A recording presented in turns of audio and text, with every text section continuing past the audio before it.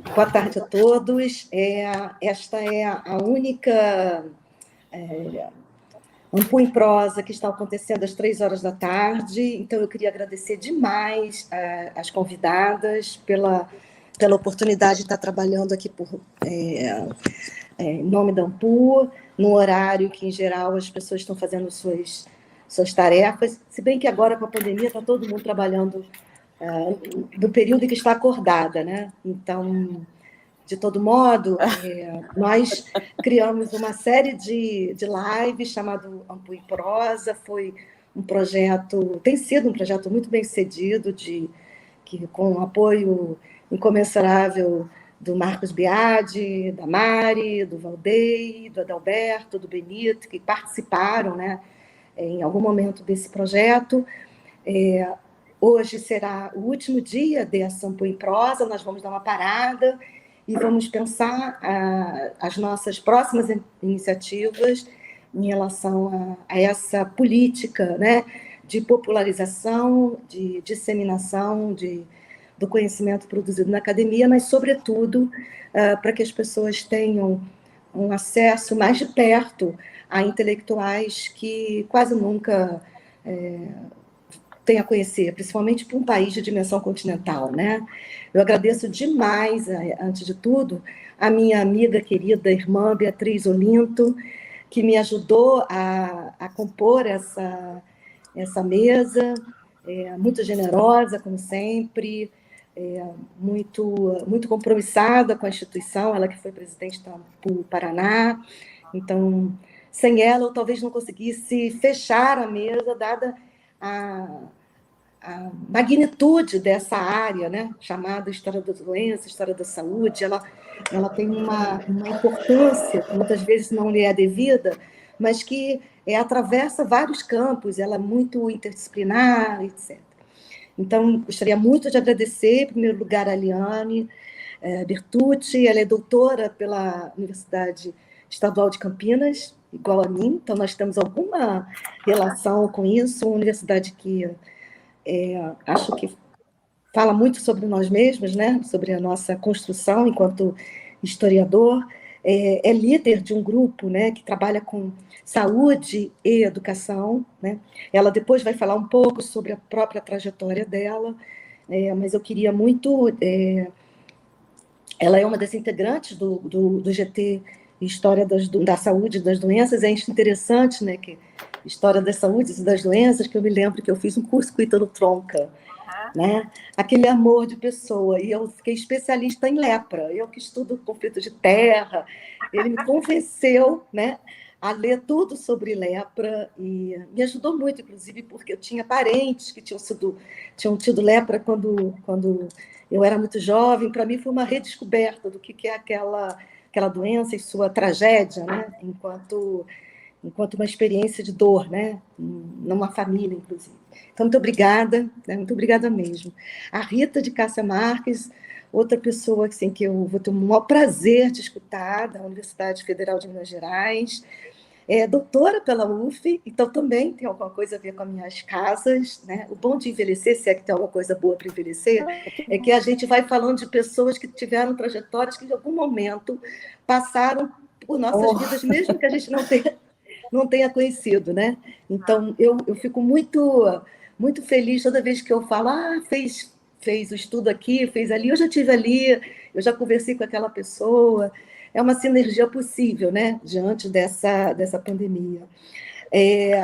Mas a Rita ainda pertence ao Conselho Deliberativo da Sociedade Brasileira de História da Ciência, que tem sido hoje muito atacada também, se eu não estou exagerando, e trabalha com a discussão de história da enfermagem. Para mim também isso tem um peso muito interessante, porque eu tenho uma amiga, uma grande amiga, uma prima, na verdade, que participou do Césio, né? daquela confusão do SESI, como ela era da Marinha, foi uma das primeiras pessoas a chegar e ajudou, né, a resolver essa discussão. Foi depois entrevistada, uma experiência muito traumática na vida dela, não deixaria de ser, e foi muito importante para a própria leitura que se tinha na época sobre o papel dos enfermeiros, pelo menos para mim, que ainda era uma jovem, né? Então, obrigada, muito, muito obrigada às duas. Obrigada, Mari, essa minha grande conquista. Eu estou dizendo assim para muita gente, a pandemia foi horrorosa, tem sido horrorosa e será horrorosa durante algum tempo, mas ter conhecido pessoas como a Mari faz a vida valer a pena, ela é realmente muito especial. Obrigada às três, meninas. Vamos lá, vamos aprender um pouco. Boa tarde, Márcia. Muito obrigada pela sua apresentação, sempre tão generosa, sempre tão. Eu digo que se todo mundo olhasse com o olhar da Márcia, né, o mundo, a gente teria mais esperança nesse mundo. Boa tarde, a Rita, boa tarde, Liane, mulheres hoje aqui presentes para a gente encerrar esse projeto tão bonito que foi o projeto Ampo em Prosa, que a gente aproximou bastante a produção acadêmica qualificada com essa conversa mesmo, quase que informal, mas de um nível, de uma qualificação que colocou tanto a Ampu mais na casa das pessoas, nessa pandemia, né, horrorosa, quanto oxigenou também muitos assuntos da própria ciência, da própria produção da historiografia. E aí, o tema incontornável, né? O tema incontornável para fechar esse projeto, que é o Ampo em Prosa, tinha que ser o próprio, acho que tinha que ter esse gancho mesmo, da própria conjuntura que levou a gente para o Ampo em Prosa, que foi a conjuntura da pandemia, que foi a conjuntura da saúde da doença, né? Então, a gente não tinha como encerrar esse projeto sem discutir um pouco de uma forma qualificada e sem reivindicar a historiografia, o papel da produção e da ciência, da história, né, e das intelectuais em história nesse contexto, nessa conjuntura. Então, eu agradeço toda a audiência também, sempre qualificada, já estou vendo a gente aqui, ó, dando boa tarde, o Jefferson aqui, ó, já estou vendo. É muito legal que a gente também tem um contato e está todo mundo em casa, mas, ao mesmo tempo, de alguma forma, a gente está se encontrando.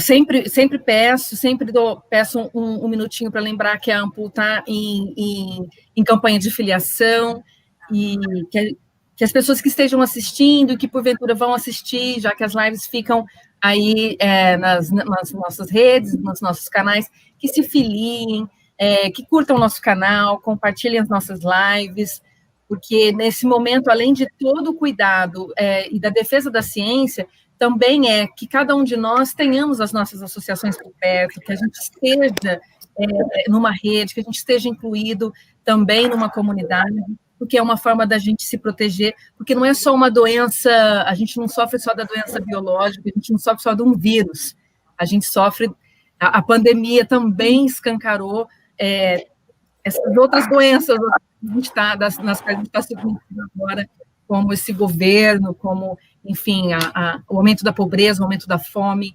e tudo que a gente tem assistido também, de boquiaberto, né, nesses últimos meses. Então, agradeço a todos que estão assistindo, a todas. Vamos começar, para a gente não perder muito do nosso precioso tempo. Eu gostaria, a princípio, de fazer uma pergunta muito geral, embora seja muito difícil a gente fugir da baliza que é a pandemia, para pensar essa questão geral, né? E aí eu vou pedir para cada uma de vocês falarem um pouquinho a partir dessa pergunta, 20 minutinhos cada uma. Eu sou a chata do tempo, né? Já que o mediador faz essa coisa de avisar quando der o tempo, pode ser aqui no nosso chat, ou eu faço um gesto, mas também a gente não é uma camisa de força, porque às vezes nem eu consigo, é tão bacana, é tão instigante, né? Que o tempo passa e a gente não percebe, e aí nem a audiência quer também que a gente acabe logo. Mas, enfim, também tem gente cansado de live, né? Agora essa é a fala, né? Tá todo mundo cansado de live, mas aí quando a gente está numa muito boa, a gente não quer que acabe. Eu vou perguntar para as professoras Liane e para a professora Rita, né? Para Liane e para Rita, a princípio uma questão geral sobre como que se deu a trajetória historiográfico da história da da saúde, da doença, né? Como é que se forjou esse campo e o que é que como que a pandemia impactou o campo, né? E o contrário também, né? Como é que a historiografia da saúde e da doença também está podendo contribuir, está de alguma forma atuando sobre a pandemia, né? Se ela está sendo reivindicada nesse momento de pandemia. Eu até quero, não sou do campo nem nada, mas eu tenho a impressão de que mesmo antes da pandemia havia um crescimento, porque muitos dossiês de revistas estavam versando sobre, e aí a gente vê de longe, né, os dossiês versando sobre a história das doenças, o pessoal do mundo do trabalho discutindo doenças laborais, então a gente vê que mesmo antes da pandemia, esse campo estava sendo reivindicado. Agora, eu imagino que a pandemia tenha sido um ponto fulcral, né, na constituição e no forjar desse campo historiográfico. Então, eu gostaria que vocês falassem um pouquinho sobre essas pesquisas, sobre como se constituíram no percurso da pesquisa e como a pandemia impacta. A gente poderia começar pela professora Liane, eu estou fazendo pela ordem que eu estou vendo aqui no meu layout, e depois eu passo para a professora Rita. Pode ser? 20 minutinhos. Ok. Espero que o som esteja ok, que a gente teve um probleminha antes de começar, mas espero que esteja tudo ok. Bom, eu quero agradecer primeiro, rapidamente, a Márcia e a Mariana, que eu conheci agora, ao Marcos, que ajustou o som, dizer que é um prazer muito grande estar aqui com vocês, estar aqui com a Rita, que é minha colega, amiga de longa data. Estou junto com a Rita no GT, de História da Saúde e das Doenças, desde, muitos anos. E eu vou permitir uma partição aí um pouco dessa questão, considerando que a Rita atualmente está dividindo há alguns anos já com a Dilene a incumbência de organizar o grupo nacionalmente, eu acredito que a Rita possa falar um pouquinho com mais, detalhar um pouco mais essa questão do campo. Eu acho que passa muito pela constituição do GT, ainda na Ampu-Niterói, na década de 1900, na década de 90. Então, eu acho que a Rita pode fazer isso de maneira mais... Senão a gente vai acabar sendo um pouco redundante, falando um pouco das mesmas trajetórias. Eu vou me permitir falar um pouco mais da questão mais específica, se eu posso dizer assim, do impacto que, na minha opinião, pelo menos, essa área de quem estuda a saúde e as doenças, não só a epidemia, mas a área da saúde e da doença, ela vem a partir da década do final dos anos 2000, 2009, um pouco antes. Ela teve, especialmente na questão de epidemia, a partir da H1N1, ela ganha uma dimensão que extrapola. Como você colocou, Mariana, a Rita depois pode dar mais dados sobre isso, a área de estudos de história da saúde e da doença, ela vem num crescer, né? Vagarosamente, fazendo boas conexões com outras áreas dentro da própria história, da educação. Eu trabalho, por exemplo, história da educação. Então, nós vemos assim essa área se desdobrando de maneira muito interessante. No caso de quem trabalha com epidemia especificamente, o impacto de duas epidemias, não de endemias, né? Porque endemia é algo que as pessoas, lógico, elas têm interesse, mas quando nós tivemos, na minha perspectiva, pelo menos, algumas epidemias, agora nos anos 2000, acabou, assim, de alguma forma, essa área ganhou uma dimensão, um interesse que extrapolou até a própria academia, né? Que as pessoas, e no caso específico, que foi a epidemia de gripe, a H1N1, e agora com a Covid, não é o vírus, é outro, mas é inegável a semelhança no sentido de formas de prevenção e tudo mais, que acabam remetendo a uma epidemia que, especialmente, há epidemias, as pessoas ficam preocupadas, o que é uma epidemia primeiro, e depois remete diretamente para a epidemia de gripe espanhola do começo do século XX. Então, eu prefiro comentar um pouco essa perspectiva, porque eu acho que a outra, a mais geral, não no sentido, é super importante, talvez para o campo seja até mais importante o que a Rita vai colocar, mas é inegável que, tanto por conta da H1N1 como agora da Covid, a epidemia, não só outras áreas da saúde da doença, mas especialmente a epidemia de gripe espanhola, ela ganha uma dimensão que extrapolou bastante a academia. Historicamente falando, a importância que eu percebo das pessoas hoje, médicos inclusive, a população em geral, o que pode nos ensinar, por exemplo, a gripe espanhola, que seria assim, o modelo, a perspectiva mais evidente em relação a isso que eu estou dizendo, né? Na minha perspectiva, não só no caso de uma epidemia ou de uma doença, para que serve a história? Né? A história, pelo menos na minha perspectiva, serve para nós olharmos uma situação, uma ocorrência que tem sua especificidade, que aconteceu num dado tempo e lugar, que ela não vai nos dar os elementos e as diretrizes para nós agirmos hoje, mas ela pode nos dar questionamentos a partir do que foi feito para a forma como nós queremos agir, né? A partir das demandas atuais. Então, olhar para a história de uma epidemia, ou da saúde da doença em outros períodos, com outras referenciais que os médicos tinham, outros elementos para trabalhar, a população em geral, outros curadores, não é buscar um caminho exato, uma resposta, uma diretriz, mas é nos dar elementos para nós nos questionarmos e para nós acharmos o nosso próprio caminho. Eu acho que isso é a função primordial da história em geral e, no caso específico, no caso de uma doença. Ela também serve para nos alertar para algumas coisas que a gente pode ou não fazer de um jeito, que fizeram de alguma forma e que a gente pode fazer diferente, que não fizeram, enfim, ela nos dá elementos críticos no melhor sentido dessa palavra, não só de dizer se é certo ou errado, mas no sentido de nos levar a nos questionarmos sobre o que nós devemos ou não fazer para o nosso período, a nossa época.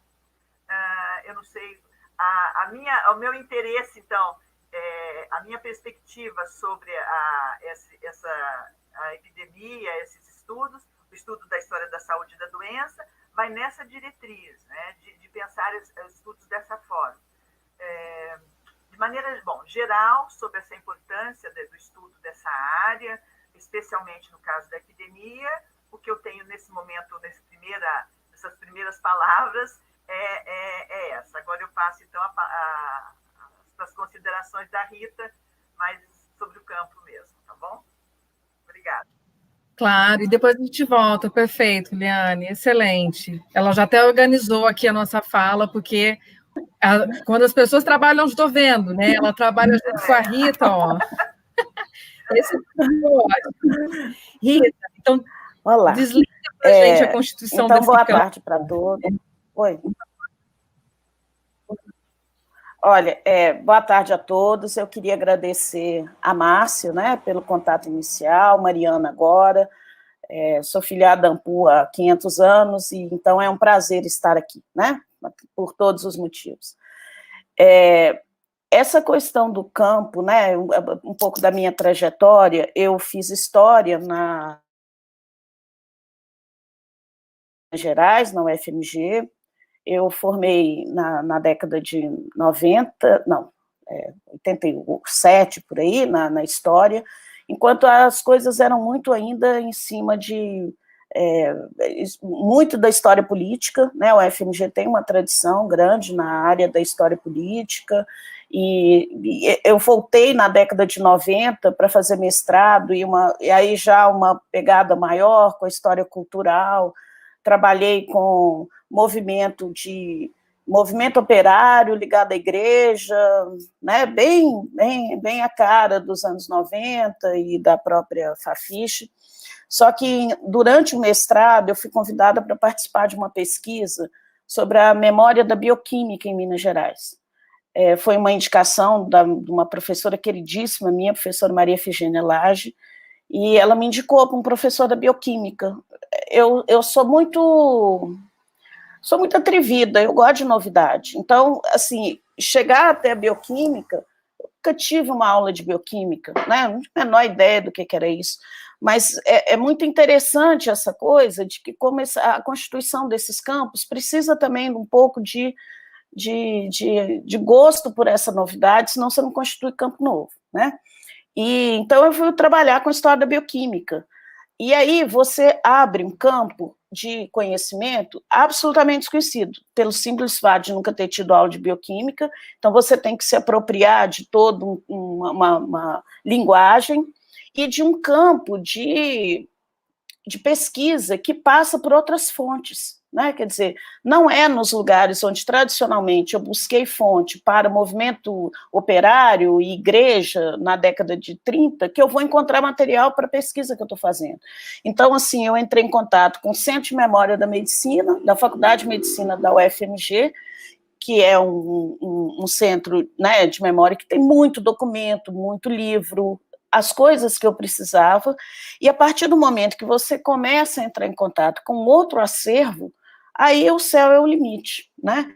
Então, quer dizer, nesse centro de memória, pesquisando a bioquímica, eu comecei a ter acesso a temas que eu desconhecia por completo.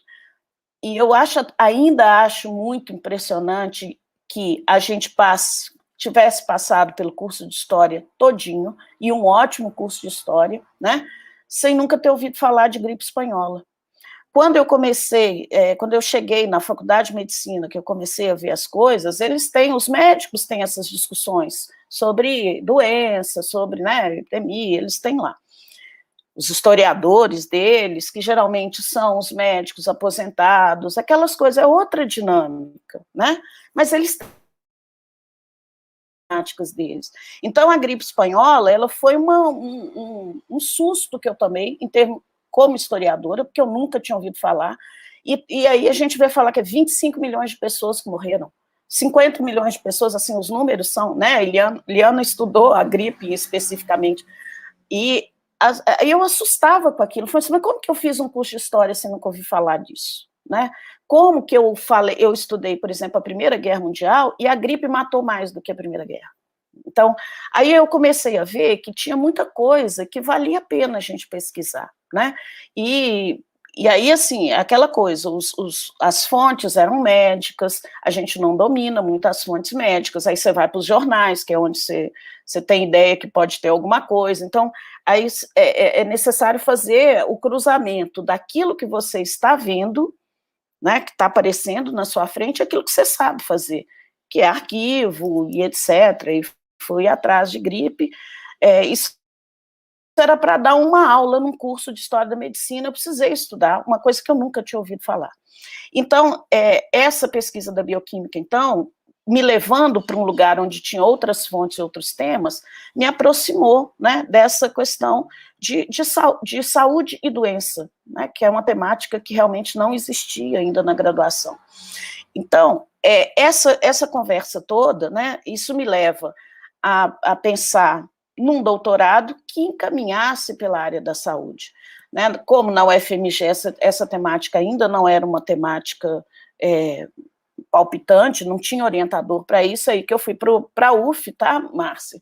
E eu fui muito atrás de uma temática da ginecologia, né, história das mulheres, aí você vai misturando coisa, eu já tinha estudado alguma coisa de história das mulheres, aí você, como eu estava no meio de um acervo médico, eu começo a estudar ginecologia, né, de como que se desenvolve essa questão de uma especialidade para as mulheres, e aí eu fui ser orientada pela queridíssima, amada professora Raquel Soyer, que era uma pessoa de uma generosidade ímpar, né, e de uma qualidade acadêmica excepcional.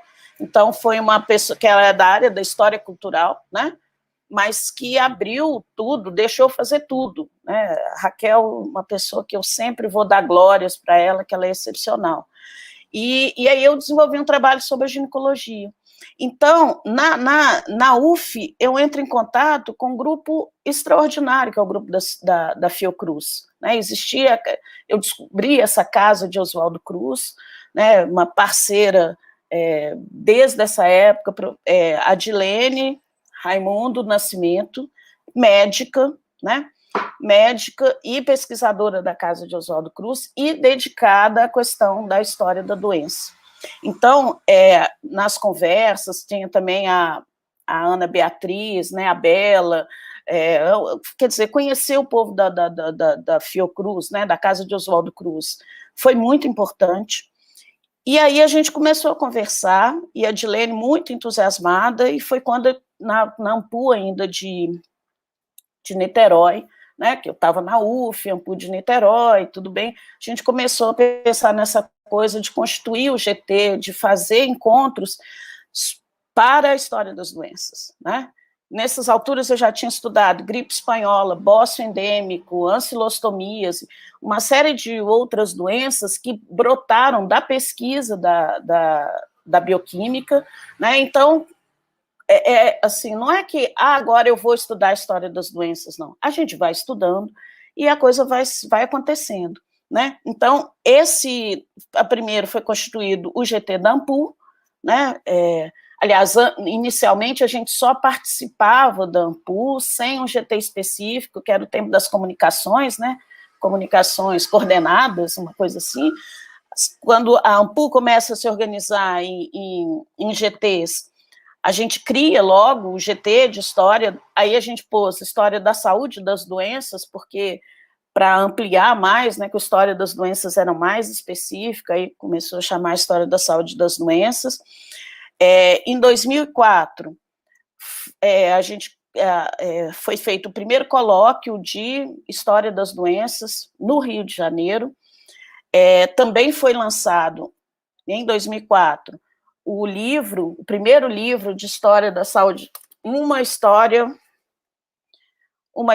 brasileira das doenças, tá? Esse é o livro de 2004, quando se reúnem os primeiros trabalhos, né, dessa área de história da saúde. Hoje a gente está no volume 9, eu tenho que fazer as propagandas todas, né, gente, que afinal eu sou a coordenadora do GT.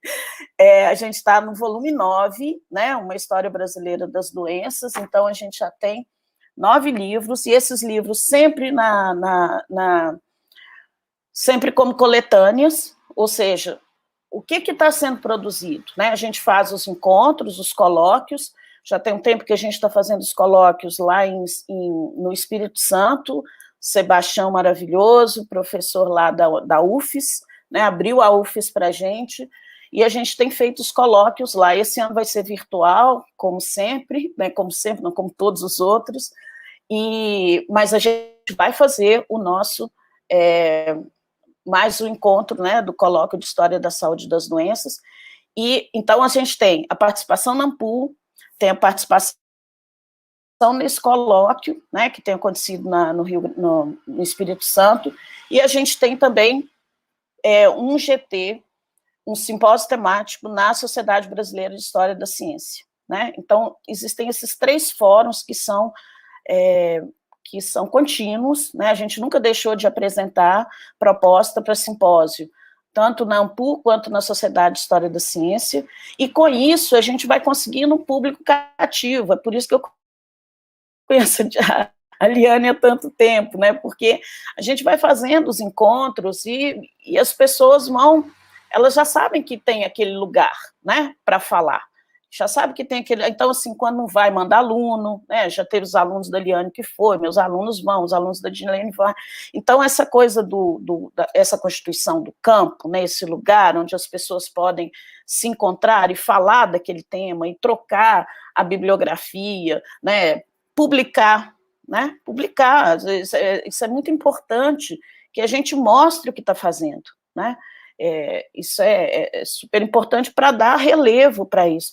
Eu acho isso muito importante, porque, por exemplo, na década de 90, quando eu comecei a estudar história da medicina, história da saúde, não tinha muito uma ideia do que era esse campo, né? A gente tinha uma pesquisa e quais eram os fóruns.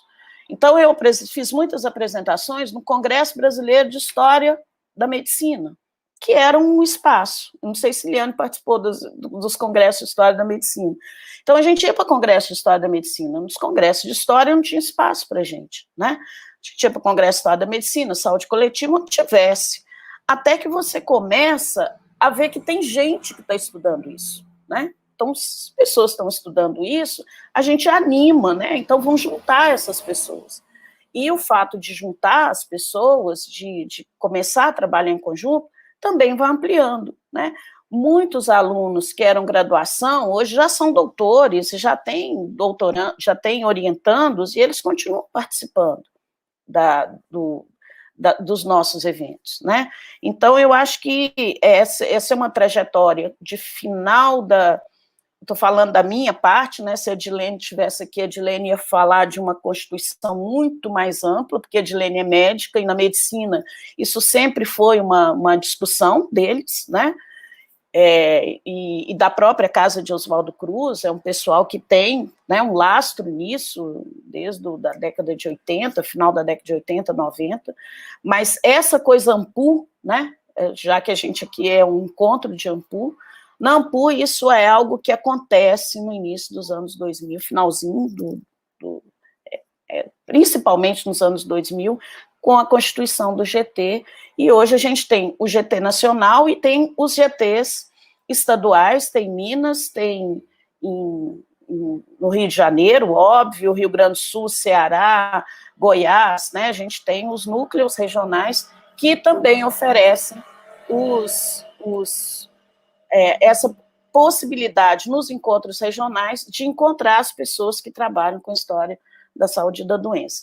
Agora, com o Covid, mais pessoas, eu acho que agora com o Covid as pessoas tiveram um susto que eu tive na década de 90, quando eu descobri a gripe espanhola, sabe? Eu acho que muita gente agora está vendo que esse é um campo, sim, para o pesquisador de história, porque o que a gente está tendo agora, né, pensando no que está acontecendo agora na Covid, nós temos um problema econômico grave, nós temos um problema social grave, nós temos um problema cultural grave, quer dizer, nós temos um caldeirão, né, de fatores que os historiadores amam, né, e elas estão acontecendo na nossa frente.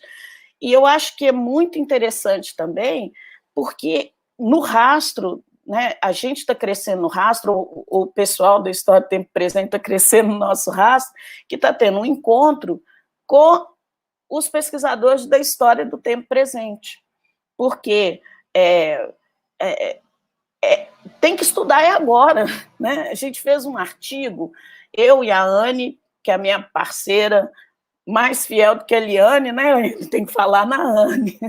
A Anne, ela foi minha colega de doutorado na UF, a Anne Jaqueline Torres Silveira, e ela atualmente ela é professora da UFOP, né, de Ouro Preto, e a gente escreveu junto com uma colega da Fundação Oswaldo Cruz, lá de Minas Gerais, a Denise Nassif, a gente escreveu um artigo sobre a Covid, no início da Covid, né, acho que foi publicado em maio, não sei, abril ou maio, e é interessante como que tipo de bibliografia a gente usou para fazer o artigo da Covid. Artigo de chinês, artigo de inglês, né? E não artigos históricos, não tinha artigo histórico. A gente usou os artigos que os cientistas estavam produzindo, porque a gente precisava falar que doença é essa, né? Então, a gente fez uma pesquisa na literatura científica que estava tendo naquela hora. Quer dizer, hoje, escrever o artigo da Covid é outro artigo, porque é outro contexto, né? Mas ali a gente já apontava, nesse artigo que saiu eu não lembro mais, gente, porque é um turbilhão esse período, a gente está produzindo muito, mas esse primeiro eu acho que ele sai em abril, numa coleção de tempo presente, né? Uma coleção sobre o tempo presente, e ali você vai dizer como que é a fonte? A fonte tem que ser a fonte do tempo presente, é o artigo científico com o chinês, e artigo, claro que em inglês, graças a Deus, né, porque eu não sei ler chinês, mas assim, esses artigos científicos que estavam saindo naquela época e estavam dizendo, olha, tem uma doença assim, uma doença assim, uma doença assim, né? Então, eu acho que esse encontro é muito importante, a gente ver que esse momento é o encontro de um campo, né, da história das doenças, né, história da saúde, a gente chama de, né, a gente trabalha nessa coisa de história da saúde e da doença, com a história do tempo presente, que eu nunca tinha trabalhado, né, porque é a forma da gente conseguir escrever e conhecer essa doença, que certamente é o grande tema histórico, né, desse início do século XXI. É o grande tema, né? Tem até aquele pessoal que fala que o século XXI está começando agora com essa coisa dessa pandemia, né? Que tá revelando a questão da tecnologia, a questão científica, né? A questão educacional, a questão cultural, econômica, tudo está mudando em função dessa pandemia. Eu acho que eu estou falando demais.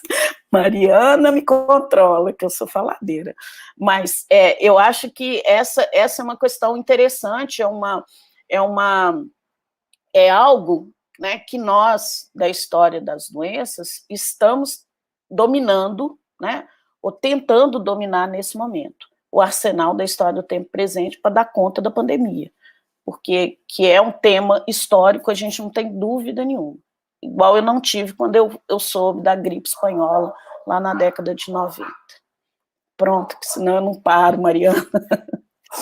Eu acho que o problema dessas lives é que todas as vezes que eu participo de uma live, eu fico com vontade de pesquisar aquilo que as apresentadoras estão... Eu também. É realmente o inverso, assim, a gente tem um discurso já há muito tempo na historiografia de que é preciso ampliar o hall de fontes, é preciso ampliar toda essa coisa, mas isso só é materializado quando a gente conhece essas experiências. Recentemente, eu li um projeto de mestrado de uma ex-orientanda minha, que vai prestar um mestrado, e ela vai estudar, acho que os discursos sobre a construção de uma ideia de maternidade a partir das fontes, das defesas dos médicos, daqueles concursos de cadeira dos médicos. Cátedra, concurso de cátedra. Isso. E aí ela vai apreendendo desses discursos o que foi construído sobre o ideal de maternidade para as diferentes mulheres, né, para mulheres em sua diversidade. Eu falei, gente, quer dizer, a gente é professor e fica falando que os alunos têm que ampliar as fontes. E aí, na verdade, eu que fui surpreendida, né? Falei, gente, como isso é genial, né? Que as pessoas sejam mesmo tão ousadas do ponto de vista de ir para as outras ciências, de ir para a medicina, de ir para fazer essa incursão nessa coisa das fontes mesmo. Agora, eu queria ia perguntar para a Márcia se ela quer participar, se ela quer fazer alguma pergunta antes da gente ir para o segundo. Parece que a Márcia sumiu. Não, estou aqui. É que ela não está aparecendo a sua imagem para nós agora. Ué, não está aparecendo a imagem? Eu estou o tempo todo aqui?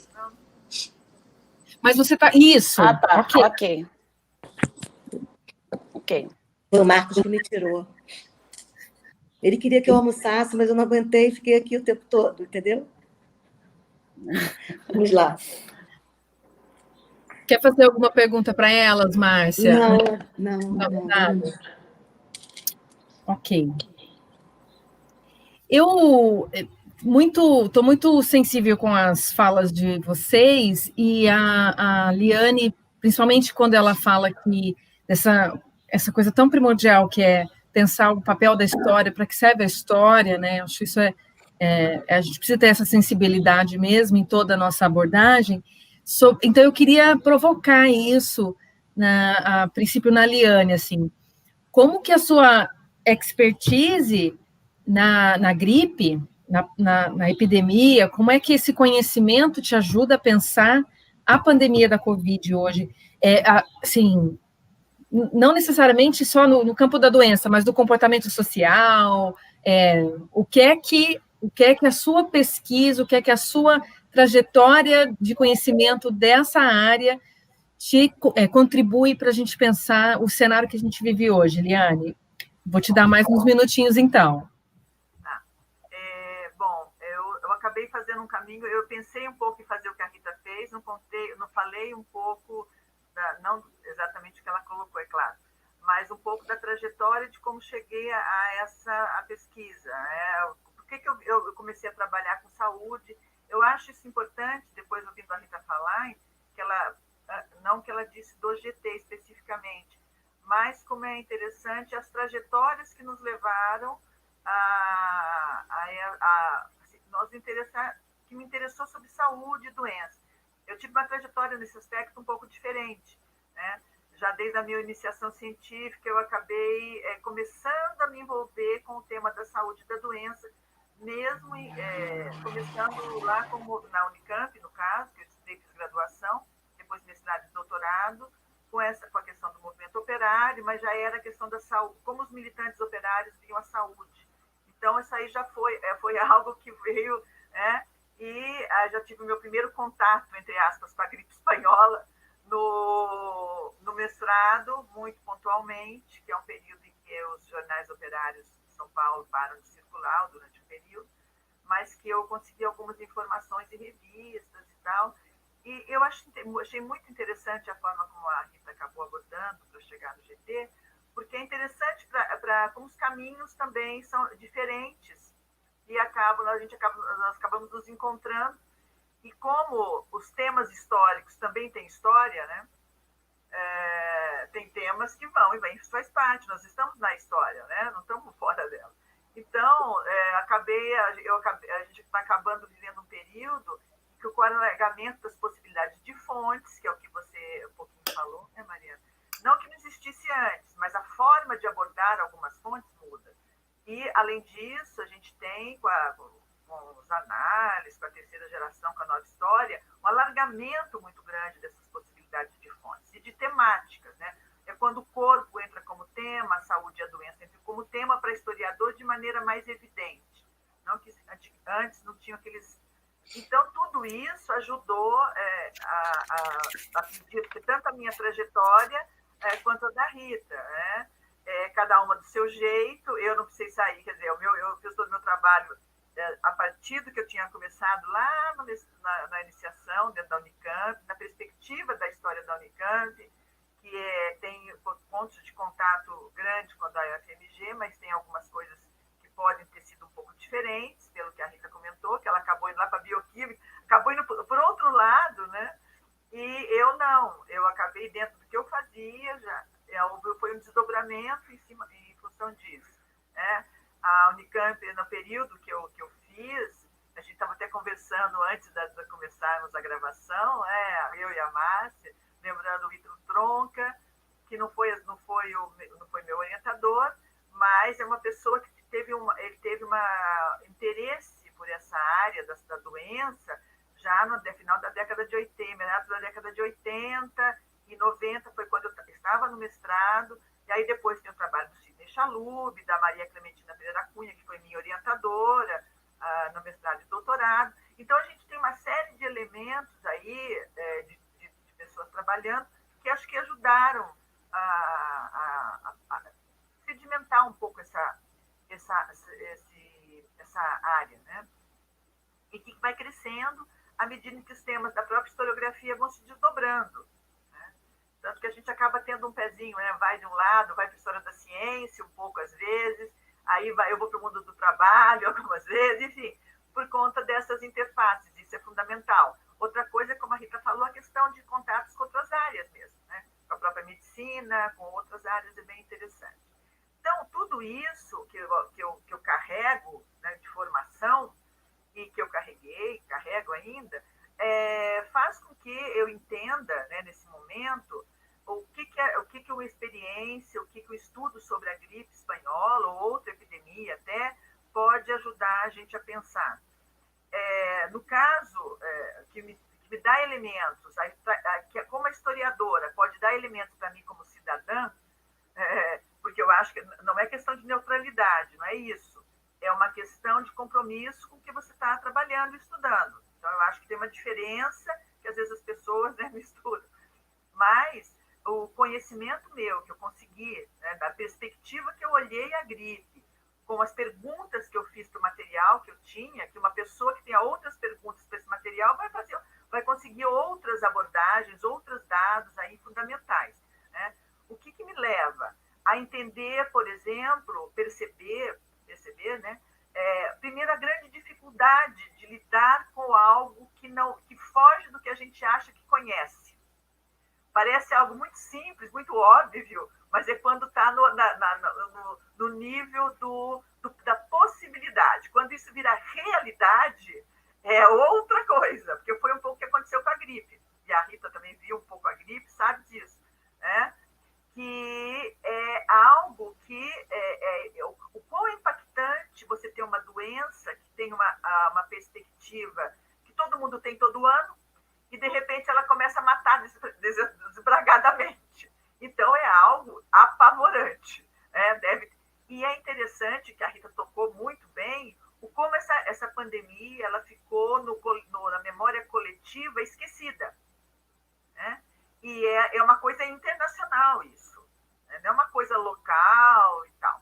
Primeiro, acho que a Rita já tocou indiretamente nisso, que à medida em que o tema da saúde e da doença ganha ênfase entre historiadores, aí nós vamos entrar nas perspectivas teóricas e tal, que não cabe muito aqui, mas as perspectivas determinam também alguns temas, ou pelo menos acabam levando para alguns temas mais que outros, né? Isso é uma coisa social das próprias abordagens teóricas. Então, essa epidemia, ela ficou muito interessante porque ela é uma coisa internacional, quer dizer, é uma história social, era uma história muito mais política, muito mais economicista, né, literalmente. Então, esse tipo de tema ele ficava diluído, né, literalmente. Quando isso volta, a gripe não é uma coisa que aparece outras doenças até muito, é um pouco o que a Rita colocou para a gente. E é algo internacional, não é algo nacional, porque às vezes as pessoas podem me ouvir e dizer, não, é uma coisa que é sentida internacionalmente. Como que foi isso, né? Como que... E aí tem várias possibilidades, o tempo curto da própria epidemia, apesar da grande quantidade de mortes, ela vai ser misturada um pouco na memória coletiva com o final da Primeira Guerra Mundial. Então, a gente tem algumas hipóteses para que isso acontecer. Mas, e talvez até mais interessante, seria como ela foi se reavivando, né?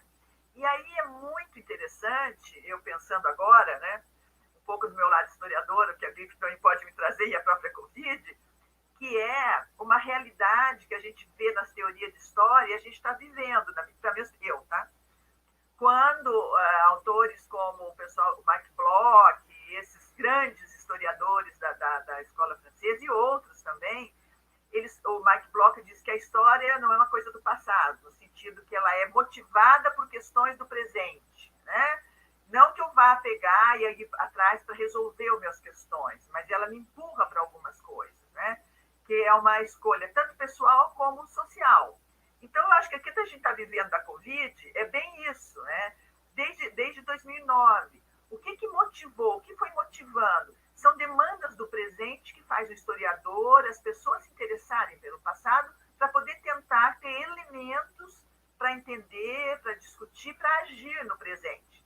E, de alguma forma, eu estou tendo essa experiência, ao mesmo tempo maravilhosa e terrível, de estar praticamente dentro de uma gripe espanhola de novo, né? Vivendo uma situação de isolamento.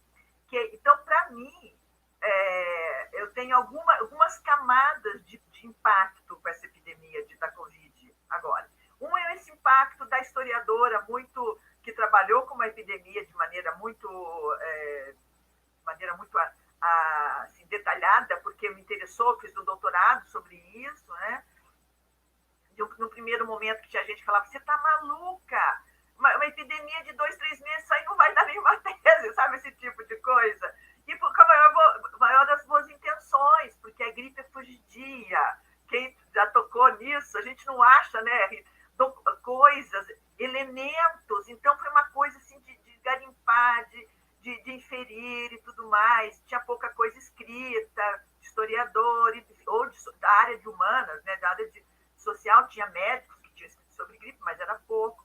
Enfim, essas coisas todas, é interessante como isso mudou muito a partir do final da década de 90, especialmente dos anos 2000, em relação à gripe, especialmente. E aí isso é muito interessante, porque eu estou vendo um movimento de um tema que ganhou ênfase, inclusive dentro da própria historiografia, junto com esse interesse muito grande pela própria área da saúde e da doença, como a Rita já colocou isso muito bem, que eu, né, joguei a bola para ela falar, né, do próprio GT e tudo mais, que eu tenho a felicidade de ter acompanhado desde o começo, né? Outros colegas, uns ficaram, outros mudaram de área, isso tudo é muito legal de acompanhar, né? Então, é uma grande rede muito interessante que acabou aproximando pessoas, posso dizer, sem nenhum tipo de exagero, do Brasil todo. Rita, com o tempo, a gente vai, né, de várias instituições diferentes, isso eu acho fantástico no GT. Em alguns outros também, GTs, né? Mas esse é interessante, esse é um grau. Outro é perceber, no caso mais a Liane aqui, como tem, mais a cidadã, né? Como tem coisas que a gente pode comparar, no sentido de olhar como é que lidaram com isso, como tem algumas coisas que são muito próximas, no sentido do que aconteceu, quer dizer. E algumas coisas que não existiam medidas naquela época, por conta da própria estrutura do período social, política, de organização governamental, e que hoje poderia ter sido feito de uma outra forma, né? Não, eu não tenho, como eu diz, eu não tenho bola de cristal e falar do que podia ter sido, é uma coisa sempre perigosa, né? Especialmente para o historiador, mas que a gente pode até achar que poderia ter resultados melhores para nós e tal, se tivesse tido, para nós enquanto grupo social, né, lógico, se tivesse tido uma coordenação diferente ou coisas assim. Isso a gente tem elementos para pensar isso. Então, tem coisas que são diferentes. Já me perguntaram muitas vezes, né? Teve lockdown? Qual é o governo federal? Eu falo, bom, na década de 10, final de 10, era uma outra estrutura política. As comparações são relativas, a gente tem que fazer a comparação e depois pensar o que estão fazendo agora, e dar elementos para a gente agir, ou tentar que as pessoas ajam de maneira diferente, ou que a gente concorde, aí vai depender de cada um. Mas, então, para mim, tem vários impactos essa epidemia atual, no sentido do despertar de interesses e da forma como olhar a gripe espanhola, ou a mesma outras doenças epidêmicas ou até endêmicas, como isso pode nos ajudar como cidadãos, né? E como os órgãos governamentais, eventualmente, ou sociais de maneira mais ampla, a como lidar com uma situação tão difícil, né? A gente tem hoje as mídias, como nós agora estamos falando, em 1918 não existia. E me perguntam, olha que é legal, é bom, né, ter isso. Eu falo, bom, tem coisa que é para o bem e para o mal. Entendeu? Né? Porque às vezes também... Então, como lidar com isso? Como fazer com que isso leve realmente possibilidade, diversidade até de informação, mas como as pessoas não ficam, como chegar isso, enfim, como lidar, porque a gente não pode, as pessoas têm liberdade para olhar A ou B, né? Decidir A ou B.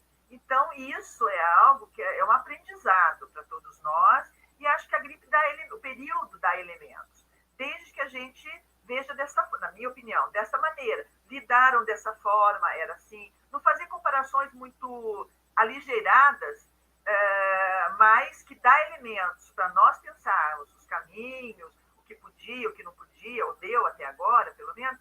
Eu acho fundamental e acho que para mim, pelo menos, tem sido um exercício, não só como historiadora, mas como eu já disse mais de uma vez, como cidadã, de pensar como é que pensar que estão sendo conduzidas as coisas. É muito, muito bacana isso, né? Porque como eu acho que agora que a gente conseguiu aprovar também a regulamentação da profissão de historiador, eu acho que um momento como esse precisa ser também um momento em que as instâncias públicas reivindiquem, né, a ajuda da história, né? Impressionante como a sua fala nos nos carrega de responsabilidade também social para a gente pensar como cidadãos e pensar no conjunto da população a partir de um conhecimento histórico, né? Então, talvez se a gente tivesse também num cenário político um pouquinho diferente, né? E aí, é claro, esse se é realmente um perigo, a gente pudesse agora conseguir um diálogo melhor, né, e mais propositivo entre a história e as políticas públicas, em que a gente se colocasse de uma forma, de fato, presente, né, junto ali na construção de saídas, né, na construção de soluções, enfim, de pensar todas essas questões, né. Márcia, tem alguma pergunta? Eu vou retomar com a Rita. Pode ser? Liga ele ligou? Ligou? Estou adorando, né? Esqueci até de almoçar.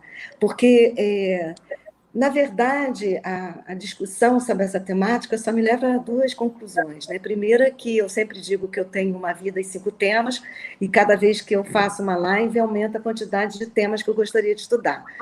E a questão da doença é muito importante, porque para quem tem hoje, mais ou menos a minha idade, o período da AIDS foi muito emblemático, né? O sofrimento, a intolerância, a forma como as pessoas... Eu era professora do ensino médio na época, e as pessoas me pediam para explicar para os alunos, eu expliquei que era uma camisinha, que a AIDS não passava para as pessoas por serem gays. Foi um período em que a discussão sobre a doença também era atravessada por estereótipos, preconceitos muito duros de a serem enfrentados.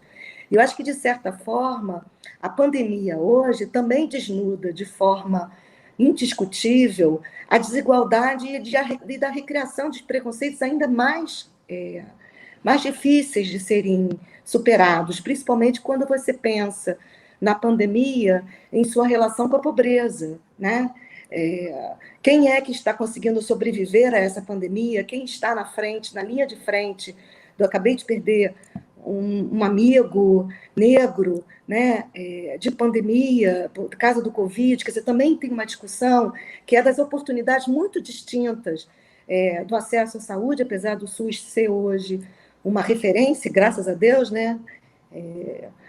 Nós temos ainda o SUS, mas é muito importante, que eu acho que quando as pessoas veem vocês falando, elas entendem, pelo menos a meu ver, que existe uma historicidade da discussão, que não basta você ser curioso, né? Vou estudar Covid, vou estudar pandemia. Existe uma reflexão muito densa nessa área sobre o próprio papel da doença, né? E das redes de intolerâncias e dificuldades que a própria doença engendra, né? Então, é sempre um aprendizado quando a gente vê, por exemplo, eu vou dizer uma coisa muito pessoal, né? Alguns anos atrás, uma colega americana veio me entrevistar sobre depressão pós-parto, né? E como é que a depressão pós-parto atinge diferentemente os pobres e os ricos. Era uma norte-americana que veio ao Brasil para estudar esse tema de depressão pós-parto, e ela ficou impressionada como esse tema sequer é uma questão de saúde pública para os pobres.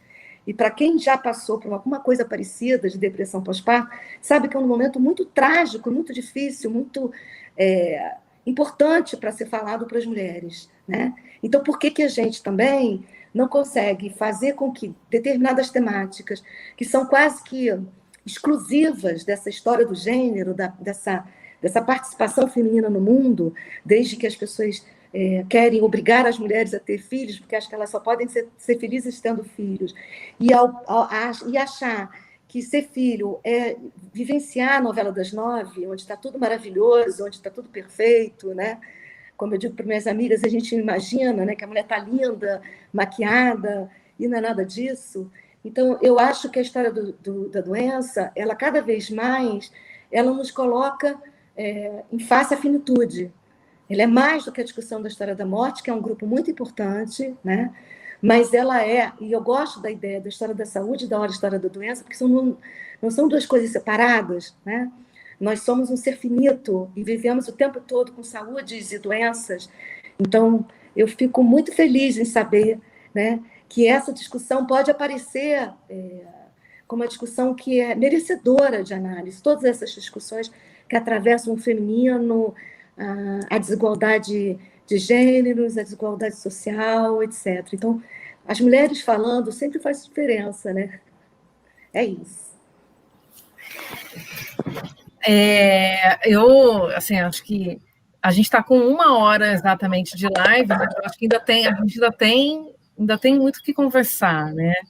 Mas eu vou aproveitar que a Rita também é coordenadora do GT, e aí eu vou pedir, as lives sempre instigam interesse, sempre provocam, às vezes, um debate dentro dos cursos, dentro das graduações.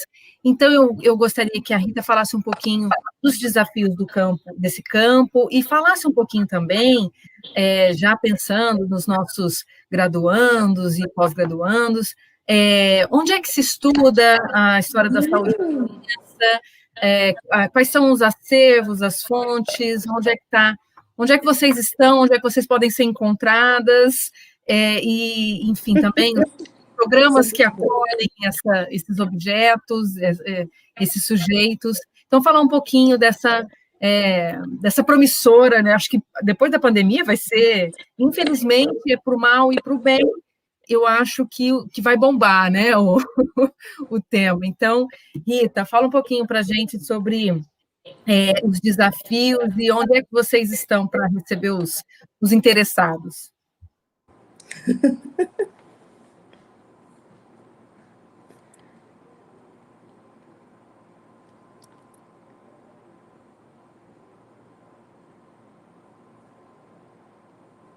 Marcos? Agora está me ouvindo? Eu desliguei para... Pronto. Bom, os desafios, desde que a gente começou, eu já vi que a Dilene entrou aqui, ela está na plateia, já me falou, cadê os livros? Eu falei, aqui, ó, Dilene, já mostrei, tá? O 1 e o 9. Dilene é a chefe. Dilene está assim, você tem que falar dos livros e tal. Então, os desafios, né, na verdade, a gente se juntou muito, porque são muitos os desafios. Então, era muito, enquanto a gente estava trabalhando nas comunicações coordenadas da AMPU, cada um espalhado, porque, por exemplo, quando a Márcia fala da questão do pós-parto, eu participei de reuniões da AMPU no grupo da História das Mulheres, né, porque eu estava estudando ginecologia. Então, assim, as pessoas estavam muito espalhadas, né? Tem o povo que estava nos eventos de história cultural, nos de história da medicina, de história das mulheres, tem milhões de caminhos para abrigar o pessoal que hoje, né, por exemplo, está nesse livro aqui, né? Eu vou mostrar tudo, gente, a minha chefe está na plateia, e ela é brava, vocês não têm noção de como a Dilene é brava. 2, Dilene, aqui. Entendeu? Tem mais. Aqui, ó, história das doenças, né? História das doenças. Então, tem mais aqui, mas senão a gente só fica nisso. Mas eu acho que é importante mostrar, porque é o seguinte, essas pessoas são a participar dos mesmos eventos, né? Então, quer dizer, em vez da gente ficar espalhado por aí, a gente começa a fazer parte de um lugar onde mais pessoas estão falando sobre aquele assunto. Isso é muito importante. Esse colóquio que a gente faz lá no Rio, no Espírito Santo, a gente fica lá 3 dias, 4 dias, agora vai ser tudo virtual, mas 3, 4 dias a gente almoça junto, a gente janta junto, a gente conversa junto, isso é fundamental, é colóquio.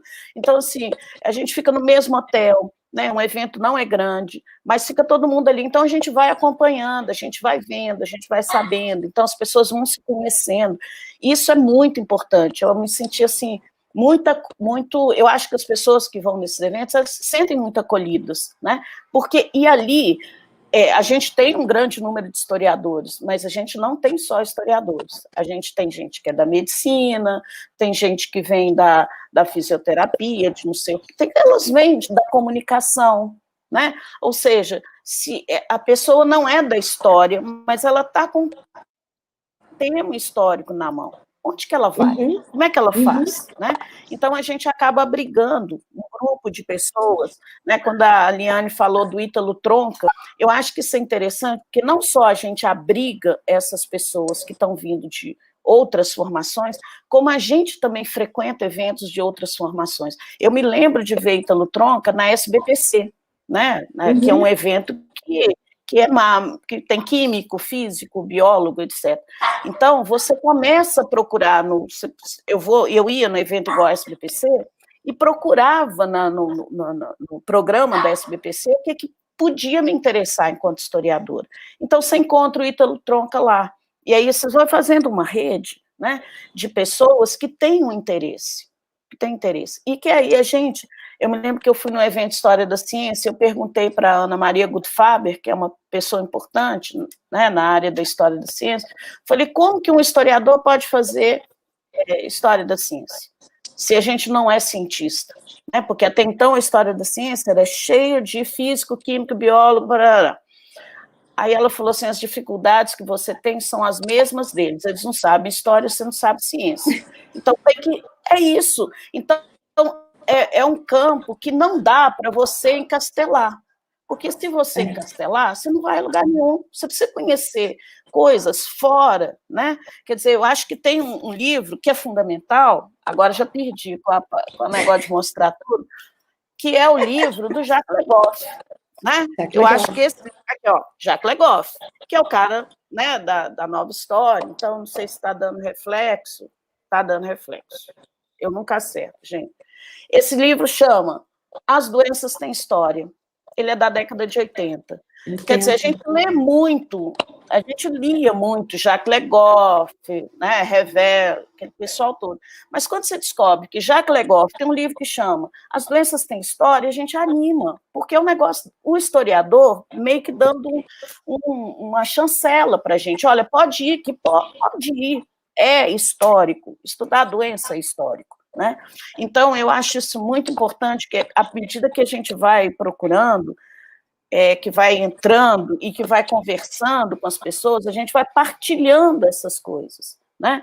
Fulano, você já leu esse livro? Né? Então, assim, porque a história, basicamente, foi a última das ciências humanas a entrar nesse campo. Já existia o pessoal da sociologia, por exemplo, da saúde. Né? Eu me lembro assim, que felicidade que foi ler a Claudine Ehrlich falando de saúde, doença, né? de morte, de não sei o quê.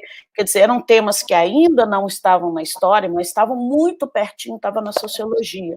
Era uma linguagem muito mais fácil para a gente do que, por exemplo, ler o livro da medicina. Né? Então, essa coisa vai ajudando você a fazer o campo, você vai juntando. Né, as falas, as conversas, o que as pessoas já estavam vendo e o que faltava para a história fazer nesse amálgama, né, das ciências humanas entrando no campo da saúde.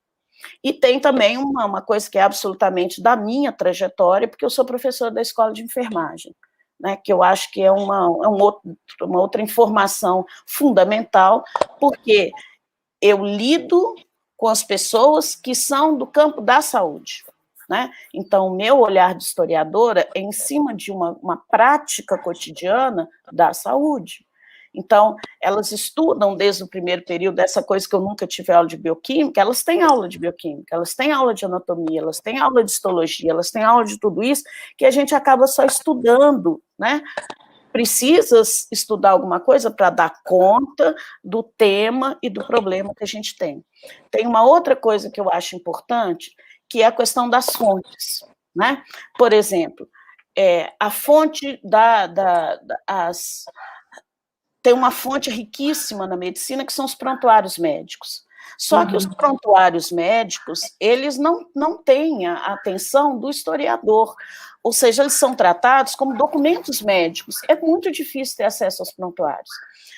Muitas vezes, os próprios médicos negam acesso, porque eles falam que isso é uma documentação privada, e por ser documentação privada, não é uma documentação que possa ser divulgada, que possa ser disponibilizada.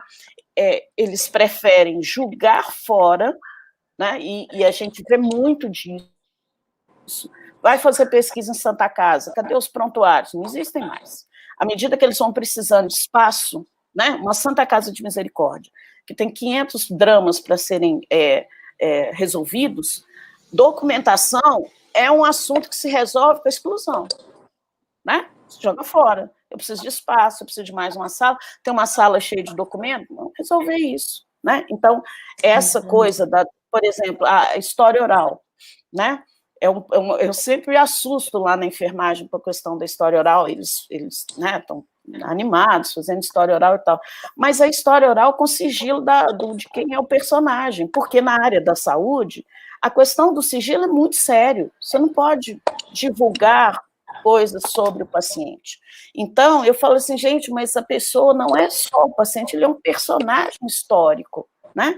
E isso, às vezes, precisa de um pouco de luta, né, assim, de convencer as pessoas que você está num outro tipo de pesquisa, e a própria pessoa quer ser personagem, ela quer falar da doença dela, ela quer falar do problema dela, né? Mas aí, não, mas não pode, porque o comitê de ética não vai deixar, porque não sei o quê. Então, eu acho que esse é um desafio também, né? Não é você...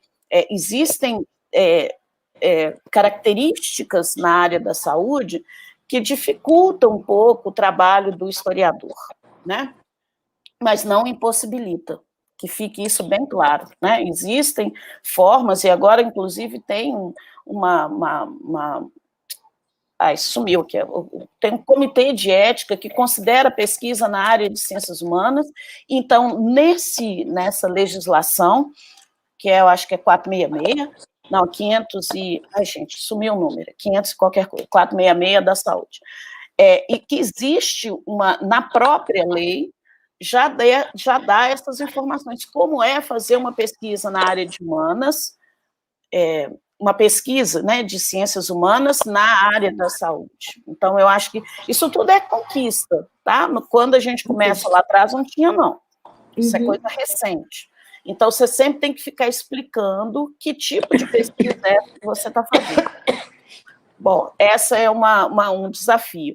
Outro desafio você tem em termos de personagens, você tem os pacientes, você tem os médicos, você tem os enfermeiros, você tem os fisioterapeutas, você tem os profissionais da saúde, né? Que também tem toda uma forma de você chegar neles, porque é o negócio do sigilo, do sigilo, do sigilo, do sigilo.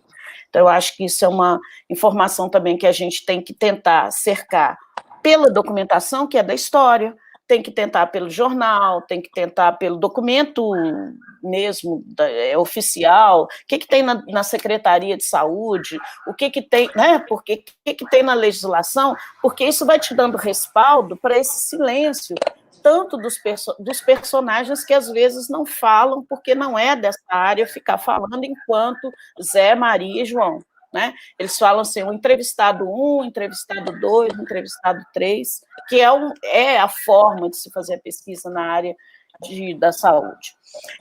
Então, eu acho que esse também é um outro desafio. Tem uma outra questão, por exemplo, é o seguinte, a questão das terapêuticas, né? Agora nós estamos lidando, assim, eu estou...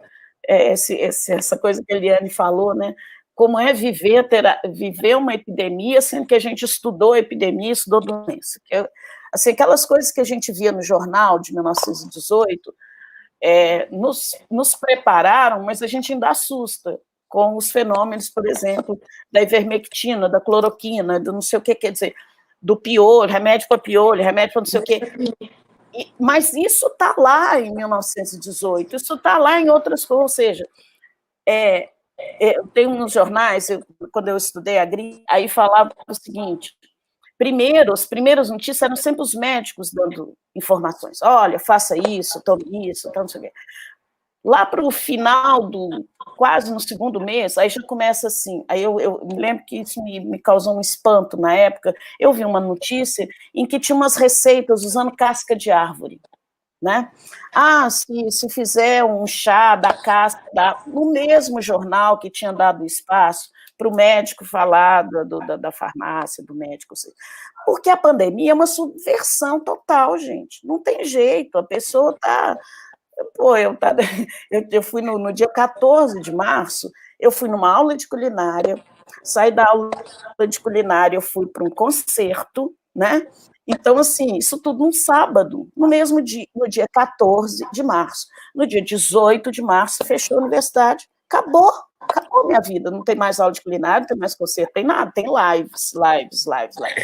Ou seja, isso é uma subversão total na vida das pessoas, né? Isso é uma subversão. Então, se no princípio você começa a acreditar muito claramente nessa informação científica, e a pandemia não acaba, vem a casca da árvore, né? Ah, se tomar um chá de não sei o quê, o remédio do piolho, o remédio não sei o quê, porque é isso mesmo, né? É isso mesmo. A gente,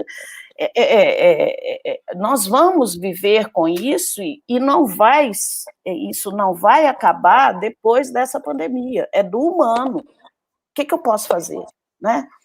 Qual remédio que eu vou usar? Então, por exemplo, as terapêuticas nas doenças, isso é um grande tema na nossa área, né? E a gente tem que entender que junto com o remédio, junto com a vacina, vai vir o tema do curandeiro, vai vir o tema da planta, e isso tem que ser entendido não como uma coisa menor ou maior, isso tem que ser entendido como a terapêutica que foi validada por essas práticas todas que acontecem durante uma doença, né? Uma pandemia, isso mesmo. Ah, eu tomei chá de não sei o que e deu certo, né? Aí o outro também toma, né? Quer dizer, eu tomei isso e deu certo. Então, essa coisa do individual, né, na saúde da doença, a gente tem essa questão. Tem coisa que dá muito, tem remédio que dá certo para mim, não dá certo para a Liane, dá certo para a Márcia, não dá para a Mariana, né? E não é que o remédio está estragado, que o remédio não é científico, tem uma série de coisas que tem que ser considerado, né? Se a pessoa tem doença pré-existente, se ela come carne ou não come carne, sei lá o que é, né? Quer dizer, essa medicação, ela muda mesmo, e tem coisa que funciona, e tem coisa que não funciona, tem coisa que é validado, e tem coisa que não é validado, né? A gente precisa muito, na área da história da saúde da doença, entender como é que é o método científico, como é que é o processo, né? Na história, quando a gente estuda lá, na metodologia, a gente não estuda essa coisa do método científico, né? Essa coisa da hipótese, da validação, do não sei o que, parará. A gente estuda isso para as ciências humanas, mas quando a gente vai para a área da história, na área da saúde, o processo é outro, tem que entender como é que é esse processo, né? Tem uma outra temática que eu acho importante, esses profissionais, os personagens, as epidemias, as terapêuticas, as crenças, essas crenças, gente, a área da saúde da doença tem o negócio da crença, tem a reza, sabe, tem o patuá, tem um tanto de coisa que não pode ser desvalorizado, porque elas fazem parte dos processos de cura. Quando eu estudei a ginecologia, é uma área de mulheres, né? Mulher reza demais. Então tem um negócio do patuá. Não, gente, mas a gente vai estudar história das mulheres, você vai estudar a saúde das mulheres, esse tema acaba aparecendo. Mulher está rezando, mulher vai para o cartomante, a mulher vai não sei aonde. E isso faz parte do processo de cura dessas mulheres. O que curou, né? Quer dizer, você vai ver o que curou. As pessoas vão no médico e elas vão no curandeiro. As pessoas vão no médico e elas tomam chá de não sei. E vai no médico e não fala que foi no curandeiro. E vai no médico e não fala que tomou chá. E vai no médico e não sei o quê, né? Então, quer dizer, no final, ela acreditou na cura dela é o quê? Né? Só se você perguntar para ela. E quando você pergunta para ela, tem a reza, tem oração, tem o chá. Ela não fala isso para o médico, mas ela fala isso para a gente, né? Porque o que ela acreditou? A cura dela foi em quê? Né? Ela vai lá e entrega estou falando ela, mas isso não é coisa só de mulher, homem também. Vai lá e coloca o pé, a cabeça, o ombro, o braço, lá na sala de milagres da Nossa Senhora Aparecida, né? Aquelas pessoas que entregam sumiu o nome aqui, gente. Oferenda. Não é oferenda, não. Tem um nome. Esqueci completamente, mas tem um nome. As pessoas que entregam aquilo ali, elas acreditam que elas curaram por causa daquele santo. O médico vai sempre achar que foi pelo tratamento que ele deu. Né? Mas você tem o que curou a pessoa. Então, isso tudo esses são temas também. São temas também. Então, eu acho que e as instituições, né? Outra coisa que é importantíssimo, que tem muita gente estudando, as instituições de saúde, os hospitais, né? A Santa Cruz Hospital é uma instituição muito nova, muito recente no Brasil.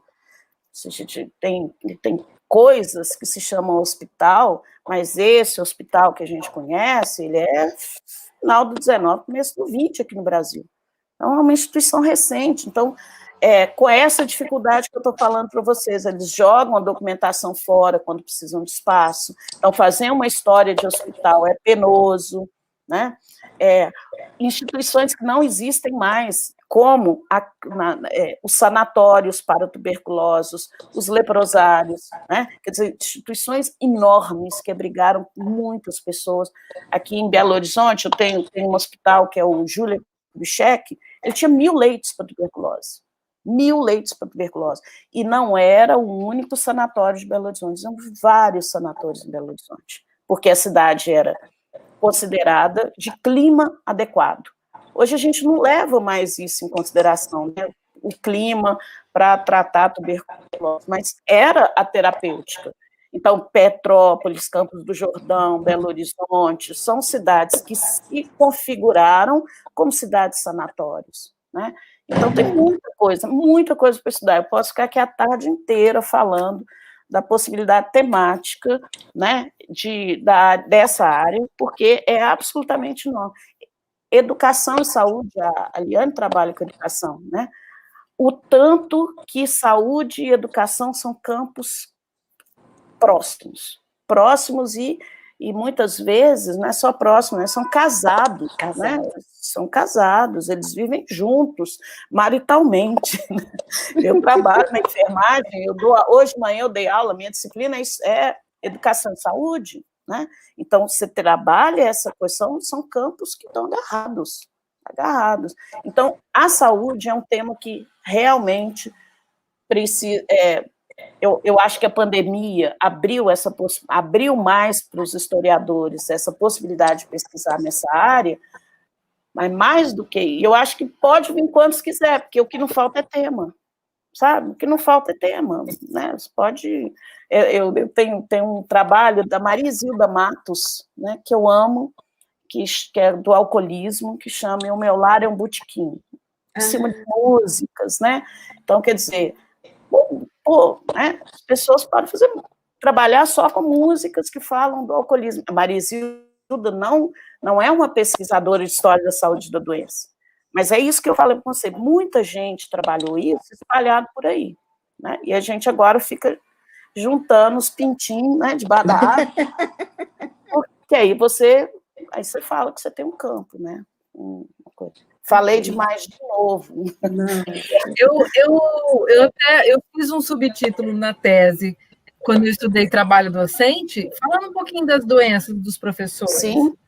Das doenças que não são típicas daquelas coisas laborais de antes dos anos 90, que era a coisa da voz, da coluna, mas que agora é mais no campo das doenças emocionais, das doenças da depressão, pânico. Tem muita pesquisa, Mariana, muita pesquisa acontecendo agora, por causa da Covid, sobre os profissionais de saúde, né? Ou seja, sobre o negacionismo dos profissionais de saúde, sobre a saúde mental dos profissionais de saúde, sobre o trabalho, parará.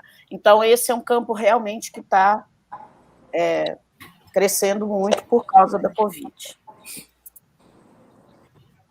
Bom, eu poderia passar a tarde toda aqui ouvindo, assim, deliciada com a fala da professora Rita, apesar de ser um campo que tem toda essa ambiguidade, né, da doença e de citar todas essas questões, é uma delícia.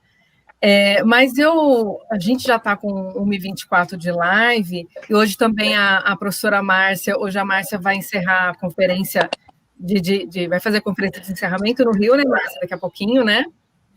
Então, a gente vai para uma última rodada, essa última rodada é a mais curtinha, em que vocês fecham mesmo, né? Assim, porque às vezes a gente faz as questões e o que a convidada gostaria de falar fica de fora, né? Então, essa última rodada é para que vocês falem um pouquinho o que vocês gostariam de falar, o que vocês acham importante para fechar o tema, ou para convidar pessoas, para fazer o merchandising dos GTs, dos livros, dos eventos, para fazer um pouquinho esse encerramento. Aí, um pouquinho, assim, de 5 a 7 minutinhos para cada um, pode ser? Para começar com a Liane, e aí a gente termina com a professora Rita. Bom, eu vou pegar um pouco de carona nas últimas falas, tanto da Rita quanto da Mariana, a questão de uma área, né, que é aparentemente muito evidente, que são ligadas, que é a educação e saúde. E foi muito interessante, porque eu brinco com algumas pessoas que eu converso, que eu sempre trabalhei no fio da navalha. Eu trabalhei com história, com movimento operário, numa época em que era o grande, não que não seja, mas era o grande. Né? Eu comecei na graduação no final dos anos 1970.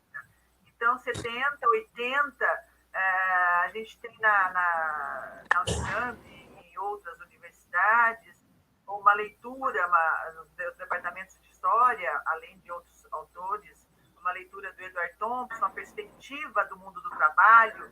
Então, eu estava lá, né, no caso, nessa confluência toda, mas, então, eu tenho esse campo, eu acabei trabalhando com o movimento operário, mas já na perspectiva de uma temática que era, assim, naquele período, um pouco, não muito, né, que era a questão da saúde para os militantes operários. E aí eu fui um pouco para a história da ciência também, contatos, mas nunca trabalhei com esse arsenal metodológico, exatamente, da história da ciência. Então, tem esse lado meu que tem aí. Depois, quando eu fiz meu concurso, vim trabalhar na UFPR, eu fui para o Departamento de Teoria e Fundamentos da Educação. Então, eu sou uma historiadora que dou aula para quem vai ser ou professor, mas assim como a Rita, eu também dou aula para o pessoal da enfermagem, de história da saúde, né? Eles têm história da educação e saúde como disciplina obrigatória. E atualmente eu também oriento monografia no departamento de história. Então, eu acabo assim, ficando nessas áreas, né? E é muito interessante, porque eu trabalho no programa de pós-graduação em educação e na linha de história e historiografia da educação, então todo o arsenal metodológico assim, tem muito a ver com a história mesmo, não, né? É lógico que a gente conversa com outras áreas, é óbvio, mas tem esse arsenal teórico-metodológico da história é muito forte nessa linha, e eu tenho algumas orientandas e ex-orientandas que fizeram graduação em História e elas sentiram que na área, nessa interface de história entre educação e saúde, a história da saúde e da doença, ela ganhou muito espaço dentro de quem trabalha, algumas vezes, dentro de programas de pós-graduação em educação, mas dentro da perspectiva da história e da história da educação e saúde. Né? Não sei, como a Rita falou, essa coisa é dinâmica, né? Talvez agora, depois de 2009, agora com a Covid, nos departamentos de história multipliquem-se os interesses variados ligados à saúde e à doença. Mas nesse período, se a gente olhar um pouco, tem sentido. É uma questão que umas alunas comentaram comigo. Eu nem tinha pensado nisso. Então, acaba indo para uma direção que, às vezes, a gente que ganha um corpo no lugar, né? Então, além de tudo o que a Rita comentou das áreas, um outro ponto de intersecção é essa relação de história da saúde e da doença e da educação. Né? E tem uma questão muito interessante, que isso eu acho que tem muito a ver com mudança tanto dentro dos temas da historiografia, a partir da década de 90, 2000, como dentro da própria área de educação, de quem trabalha com história da educação. Porque até então, até a década de 90, mais ou menos, um pouco antes, era pedagogo ou filósofo que trabalhava com história da educação, né? A partir daí, os historiadores de formação começaram a trabalhar com história da educação. Então, isso aí mudou, vai mudando a perspectiva da própria, né? Tanto que a área de história da educação, ela poderia estar perfeitamente dentro do departamento de história da educação, não tem problema. Mas é história, né? É história, não é o faz de conta que é história, é história. E mais, no caso, cada vez mais, pelo menos eu trabalho com uma história da educação, que é a história não é da educação só formal, é também da informal. Então, a perspectiva do jornal Educando para a Saúde, história, então, isso tudo, e os médicos são muito educadores no período do começo do século XX. Então, para mim, que trabalho especialmente com esse período, isso foi um contato muito fácil. E uma outra temática dentro dessa grande área, dessas grandes possibilidades de estudo, para quem quer trabalhar história da saúde e doença, é um contato, mas explorar temas que se relacionam também com a educação. E aí, educação na escola ou fora dela, informal ou formal, né? Você falou das professoras, eu já orientei trabalhos sobre formação e prática de docente, e como os médicos, eles estão preocupados, inclusive, com a carteira que os alunos sentam, por causa da escoliose, entendeu? Então, isso dá uma história da saúde e da doença muito interessante, ligando essas áreas.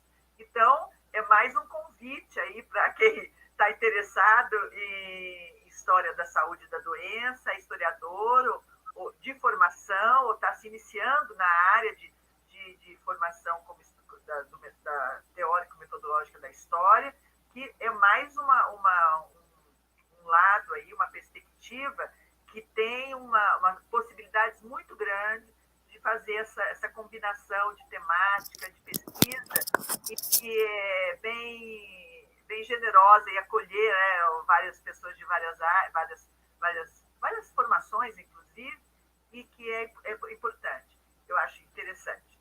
Então, lembrar também que eu trabalho, né, com essa perspectiva, tenho um núcleo aqui na universidade que eu coordeno com uma colega, que é historiadora e trabalha com prática de ensino de história, que é uma área que eu não trabalho, mas a Nádia trabalha, eu trabalho com história da educação mesmo, num outro departamento, mas a gente tem esse núcleo bem interessante, na minha perspectiva, que tem enfermeiras trabalhando com a gente, e tem alunos que já formaram, então, fazendo a sua pós-graduação, enfim, juntar. Além disso, lembrar que, além dos GTs, dos grupos, da seção das várias AMPUs, né, regionais, que tem o grupo de História da Saúde e da Doença, desde 2014, nós organizamos, eu, a Biolinto e a Eunice Awab, nós organizamos aqui e agora com o José Augusto Leandro também, cada vez mais ativo no grupo, nós organizamos o grupo aqui no Paraná, né? Que é uma coisa que a Adilene, a Anne, a Rita sempre falava, e a gente acabou dando certo, organizamos aqui. Esse ano a gente vai ter a AMPU regional aqui, e nós estamos começando a organizar um livro ligado à história da saúde e das doenças no Paraná. Estamos tentando já fazer um primeiro volume aí de um livro ligado à história da saúde e das doenças no Paraná. Tá? Então, eu quero encerrar agradecendo bastante. Espero ter despertado aí mais interesse pela história da saúde e da doença, das epidemias, e estou à disposição para qualquer colega, aluno, para conversarmos mais sobre o tema. Tá? Um grande abraço, eu agradeço muito o convite, Márcia, adorei conhecer você, Mariana, o Marcos, que aqui que ajudou o contato. Bom, e a Rita é uma pessoa que está no meu coração, é uma colega maravilhosa. Eu agradeço bastante. Obrigada. Ok.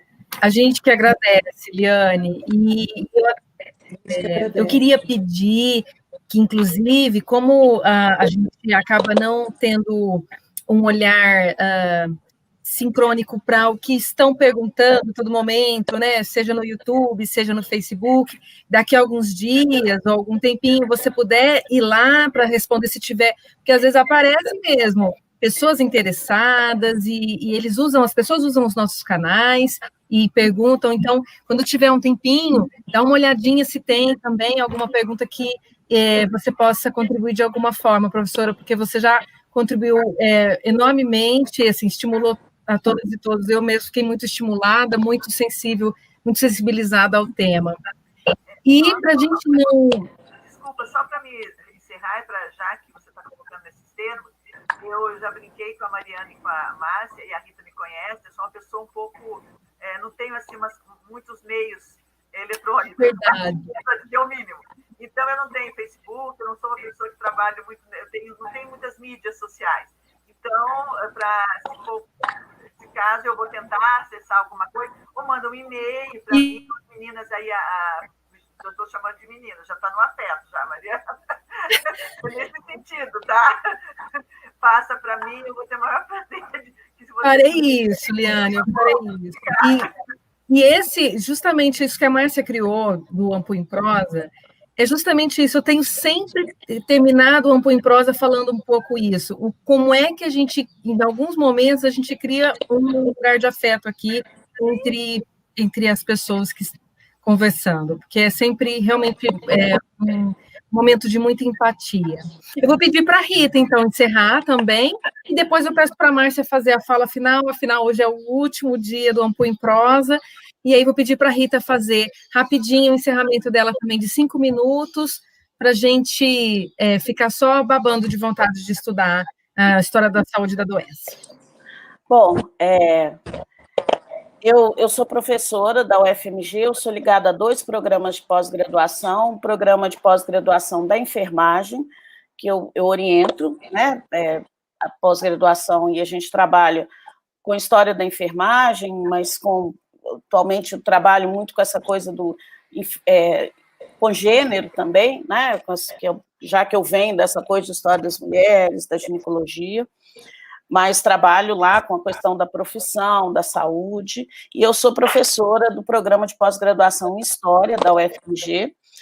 Eu pertenço a um grupo que eu participo desde o início também, foi criado no final dos anos 90, graças ao trabalho incansável da Betânia Figueiredo, que é nossa colega, ela aposentou agora, mas deixou um legado imenso no departamento, e esse é o Ciência, né, um grupo de estudos de história da ciência, né?